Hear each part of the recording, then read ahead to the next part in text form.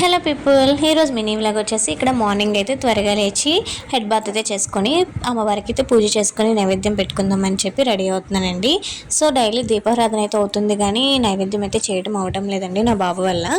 So కరెక్ట్గా దీపం పెట్టుకునే టైంకే లేచిపోతున్నాడు, ఇంకా దీపం ఒకటే అవుతుంది, నైవేద్యం చేయడం అవ్వటం లేదనమాట.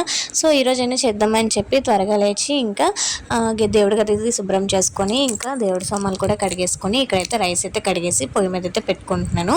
రైస్ ఉడికేలోపు ఇక్కడ దీపం అయితే పెట్టుకోవచ్చు కదని చెప్పి అక్కడ రైస్ ఉడుకుతుందనమాట. ఇంతలోపు నేను ఇక్కడ దీపం అయితే పెట్టేశాను అనమాట. ఇంకా రైస్ ఉడికేలోపు అంతలోపు అయితే ఇక్కడ పోపు కూడా రెడీ చేసి పెట్టుకుందామని చెప్పి పోపు గిన్నెలోకి ఆవాలు, జీలకర్ర, అలాగే వాము, శనగపప్పు, అల్లం కూడా చిన్న ముక్కల కింద కట్ చేసుకొని ఒక పక్కనైతే పెట్టేసుకున్నానండి. అంతలోపు ఇక్కడ రైస్ అయితే ఉడికిపోయింది. ఇప్పుడు ఆ రైస్ అయితే చల్లారి పెట్టుకొని అందులోకి అయితే పెరుగు, ఉప్పు అయితే కలిపేసి ఒక పక్కనైతే పెట్టుకున్నాను. మనం ముందుగా రెడీ చేసి పెట్టుకున్న పోపులోకి అయితే కరివేపాకు, పచ్చిమిర్చి, ఎండుమిర్చి కూడా వేసుకొని పోపు అయితే రెడీ అయిపోయిందండి. పోపు పెట్టేసుకున్న తర్వాత అది అయితే మిక్స్ చేసేసుకోవడమే.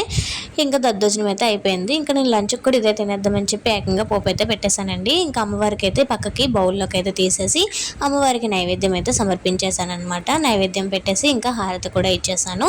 అంతే ఈరోజు మినీ వ్లాగ్ అయితే. ఈ వీడియో నచ్చితే లైక్ చేయండి, సబ్స్క్రైబ్ చేసుకోండి. Bye bye.